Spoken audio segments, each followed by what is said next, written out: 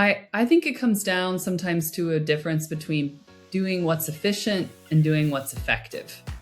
Like when you understand how people tick, when you really know, it's like when you call your best friend, like this relationship probably is an effective one. It's not about being efficient all the time.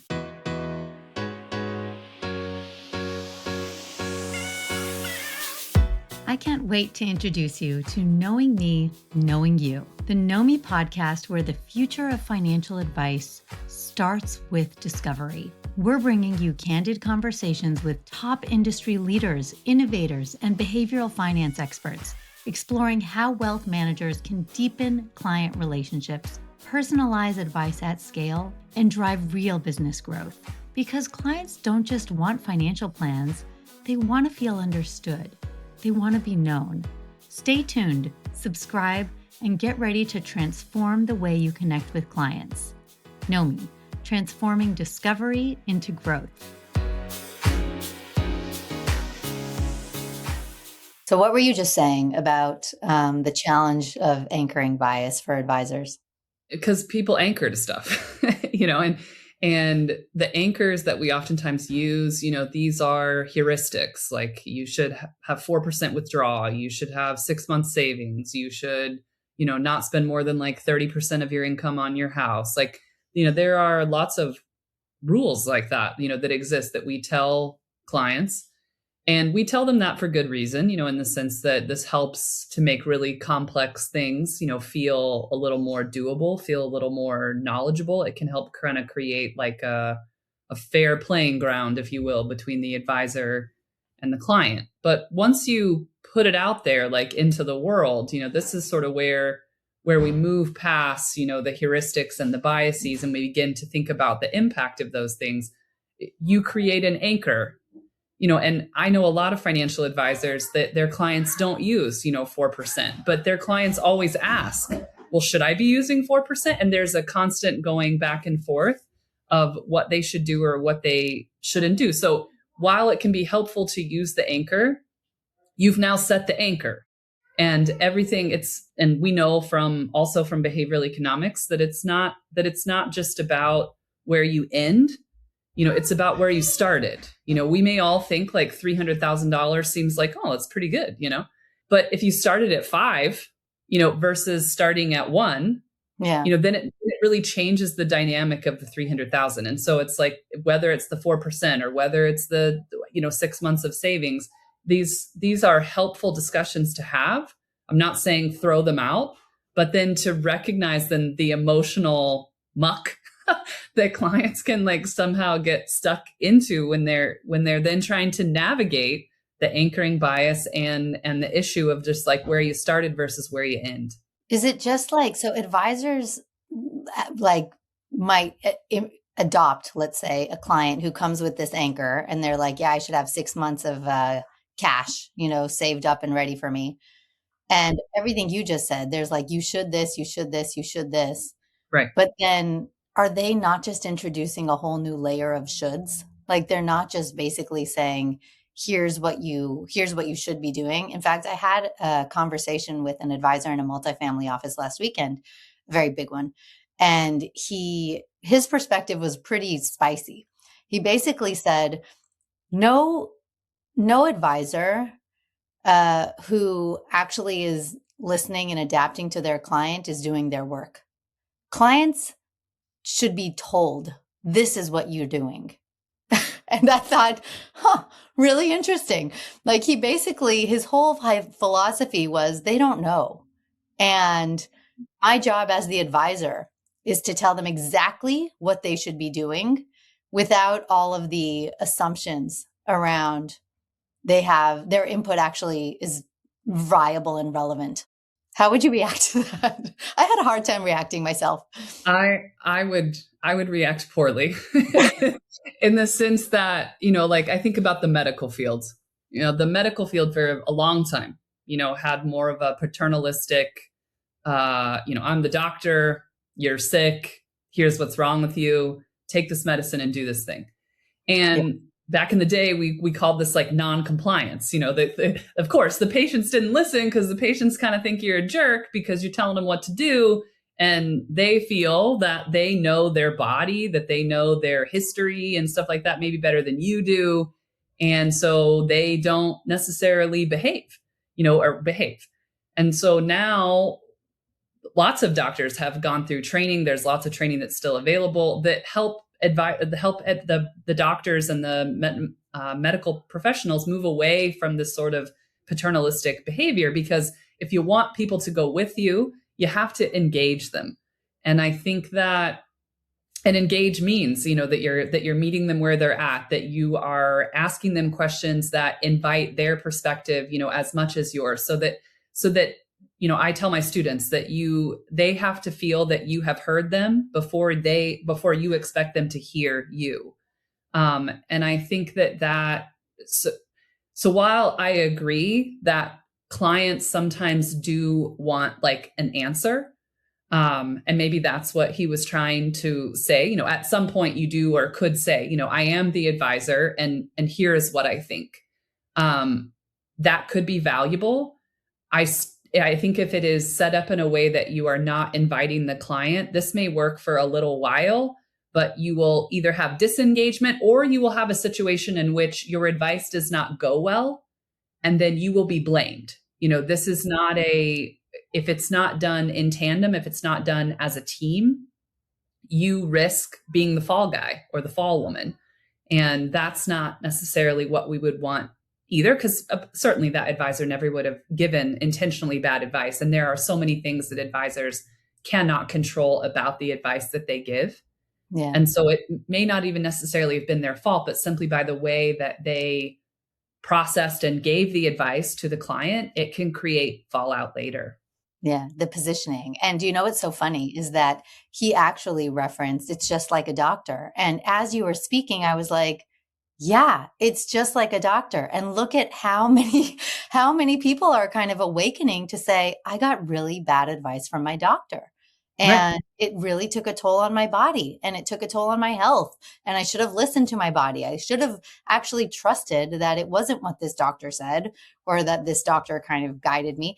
And so it's really interesting that we kind of hold up the medical profession as like, no, these are the ones that do know better and you should trust. And I think it's being bashed open there too.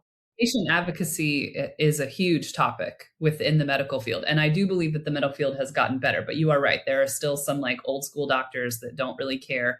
There is also just the idea of, and I think this is oftentimes like what we talk about a lot at NOMI, that, so then what does it mean, to be an active participant in my health? What does it mean to be an active participant in my money decisions? If I have never talked about that, if I've never learned how to discuss money decisions with the people in my life, let alone my advisor, if I don't feel as informed as I want to feel on a particular topic or a particular decision, and we don't have the language, we don't have the structure, for how to have those conversations, then the conversations don't go very well. And so there's a real opportunity for self-education, for self-awareness, that when we have a little bit more of that, if, instead of going to the doctor and saying, I hurt, and the doctor's like, where? And you're like, here. And then they're like, well, okay, like scale of 1 to 10. And you're like, I don't know, like 7, like, okay, that took a long time versus you being able to go in and be like, look, I hurt my shoulder. I was at the gym. It hurts like a 7. I'm pretty sure it's like a tendon situation. I Googled it and like, I can feel it, where the doctor now is like, okay, well, maybe they're going to touch it or whatever and ask you some other questions, but where you start sometimes really has a big impact on your care. And I think the same thing, when it comes to our finances, if you walk in and you're kind of like, well, I don't know, what do other people do? Back to our anchoring conversation, like if you don't know anything, and the advisor's like, well, here are some heuristics, to think about, 4%, this, that, and the other. All the advisor, I think, they're just trying to give like some honest education to like help bring the client into the conversation. But as more of a financial psychologist, I'm also interested in what that does, and to be fair, whatever you do, it will do something. So I'm not trying to get after advisors that are using heuristics. I think that those can be super important, but I also want to understand what then happens afterwards, and how do we care for that? How do we talk about that? Can we over time, remove this sort of, or lessen this sort of need to stay to the anchor because we've gotten them to anchor on something else, such as like their very idiosyncratic planning, like they know that this plan has really been built for them because we've talked about it, like updated it, we've gone through pivots together. Can they let go of that 4% because they know that you've spent all this other time? They are now more tied to your relationship with them, how they talk to you about the money, that they know that the 4% may or may not matter, but here are the reasons for that. That is a different conversation. That is a different type of client, and certainly one that can probably weather, back to, again, to the more paternalistic sort of advice giving, that if you can have a conversation over giving advice, if you can have engagement, over just hoping for compliance, you get really different relationships and really different relationship outcomes. Yeah, I think what you were hitting on right there is the what does it mean? There is what does it mean to the client? There's what does it mean to the relationship? Mm-hmm. And what we keep getting from Nomi, from advisors, is what does it mean to my revenue? And so I wonder if you work with financial planners and advisors all the time, and you've got several that you're in touch with very closely. And I think you're probably one of the best suited to kind of say, all right, this person gets it. They're actually deepening that relationship. And so what are you seeing in terms of what that means to their business? What is it actually delivering to them in terms of, it's not just because it's nice to have a tighter relationship where your client actually feels more understood. This is where it actually drives value to where not only your business is today, but where it's going in the future. I think it comes down sometimes to a difference between doing what's efficient and doing what's effective. Like when you understand how people tick, when you really know, it's like when you call your best friend, like this relationship probably is an effective one. It's not about being efficient all the time, but when you call them and get their advice, or they call you and you get their advice, like the relationship, being the vessel for which the advice passes back and forth between, that this really matters. And if you have effective, strong relationships, you don't worry as much. Your clients are more loyal. They're calling you not after they've done something, but, before, when they can actually discuss it. I think it leads to things like more loyalty, and through loyalty, you have more referrals, you have stickier clients, you have people that believe in your success as much as you believe in their success. And I think that when there's more trust, when there's more accountability, when there's more stated sort of expectations of, what this relationship is going to look like and how we're going to talk about things, I think that there's a lot of safety in that and a lot of value in that. And I think that advisors worry less, like in the sense that if they know that they have an effective way to gather values, if they know that they have an effective way to sort of document and update how confident the client feels, then they know that there is a place for that. The client also knows that there is a place for that, and there is a way to talk about it. And I think that can bring a lot of calm and, again, effectiveness to the planning and to the planning process. I love that. I love that the analogy, like the difference between effectiveness and efficiency. And I think going into it is actually both, because like in most things in life, if you don't have a framework or a plan or a structure, you probably are going to have a hard time getting all the way from A to Z on your objectives. When you're writing it out and kind of actually, not only as the client who's identifying their goals, but the advisor kind of having a structure to say, I know that for every client I meet with, I have all of this documented. There's an efficiency aspect to that. Sure. And Yeah. even more importantly, a scalability aspect to that. It's not just you who needs to know this information. I'm sure it's you, your planner, your paraplanner, your service team, your maybe you've got a different team that's working on the estate, a different person who's working on the insurance.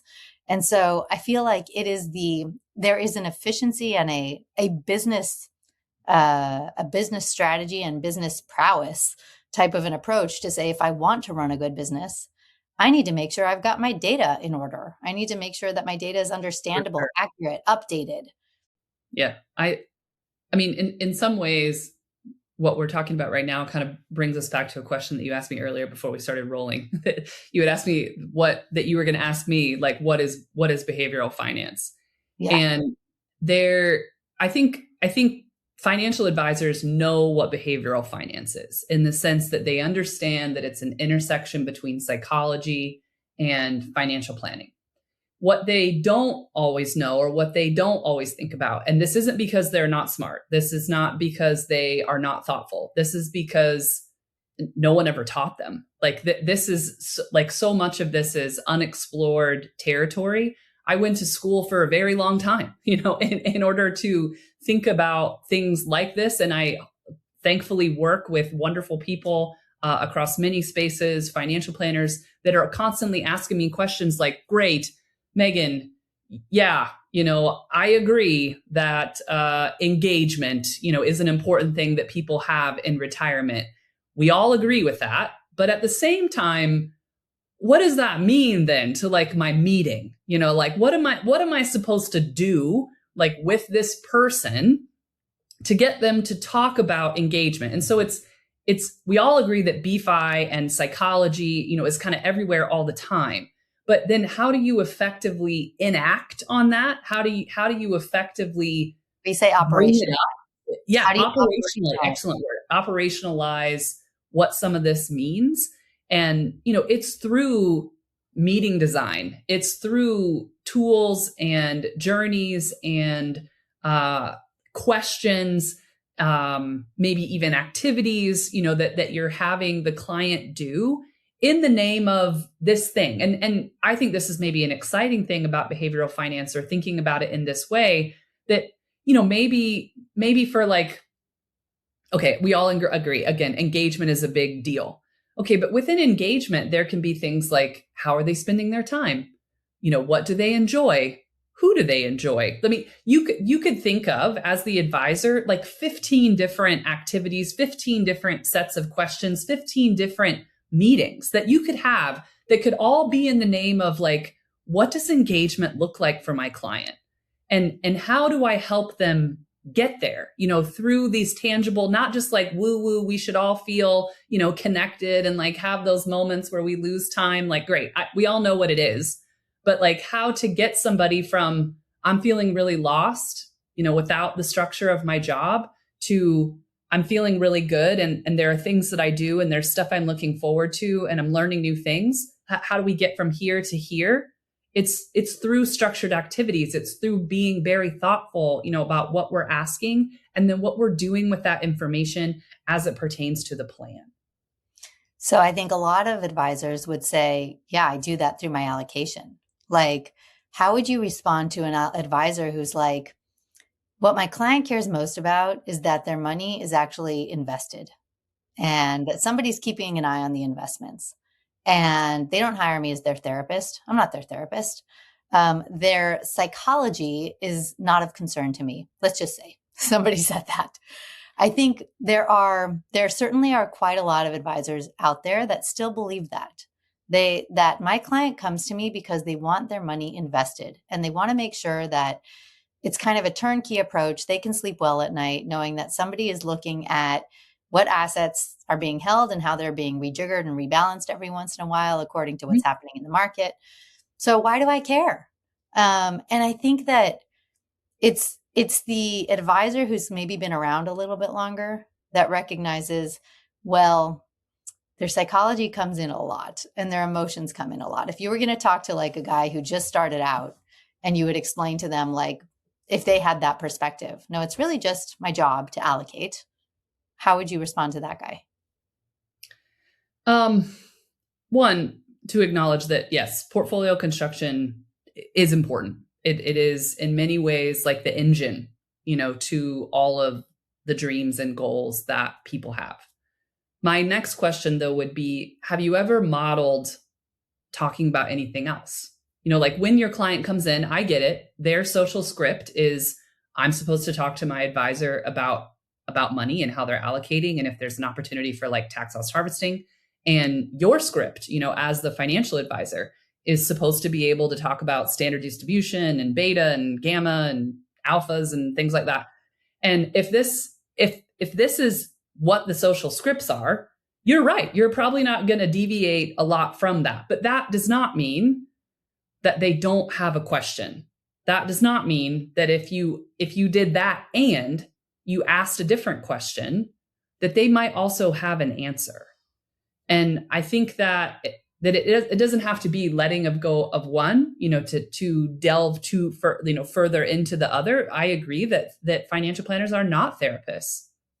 But there's a big difference between being a therapist and being therapeutic. There's a big difference between, just talking about the finances and assuming that because they're not bringing anything else up, that nothing else should be brought up, and saying, hey, you're doing really well. Like you are on track. And I was wondering, because you're on track, if you would want to think about, like maybe what do you want to do with this money? Or if you want to think about, what's a goal that you have, like a short-term goal. It's probably going to be related to money because it seems like everything's related to money. But like, what's a short-term goal that you have that maybe we could talk about? What's something that you're thinking about when you think about, this money one day that you're saving, becoming something that you're going to live off of? In what way do you imagine living? Like, what would be the most important things? What would be the things you don't really care that much about? These are not questions of therapy. These are questions of just, how do we want to live and how do we want money to be involved in that, which absolutely matters to allocation conversations, but also absolutely matters to just day-to-day living and feeling financially confident, which is also what we want our clients to feel. I would come at it like just coming from like asset and wealth management background, and I kind of coming from that deep world of allocation.